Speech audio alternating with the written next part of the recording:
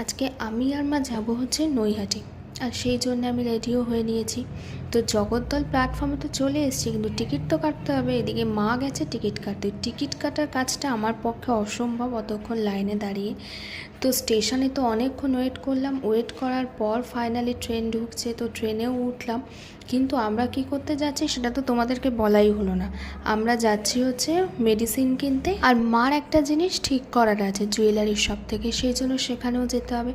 তো রীতিমতো আমরা চলেও এসেছি জুয়েলারির শপে। আর এখানে সে কি কাণ্ড, এখানে তো অনেকক্ষণ আমাদের ওয়েট করতে হয়েছে। ভাবতেই পারিনি যে এতক্ষণ ওয়েট করতে হবে। তো ফাইনালি ওখান থেকে বেরিয়ে আমি চলে এসেছি খাবার দোকানে খাবার কিনতে।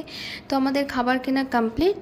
তো এবার ট্রেনের জন্য অপেক্ষা করছি। এবার ট্রেনে উঠে পড়েছি আর বেরিয়েছি। ফুচকা খাবো না এটা তো কোনো দিনই হতে পারে না। তোমরা এর আগের ভিডিওতেও দেখেছো আমি ফুচকা খেতে প্রচণ্ড ভালোবাসি। তো বাড়িতেও চলে এসেছি আমরা। তাহলে চলো আজকের মতন টাটা।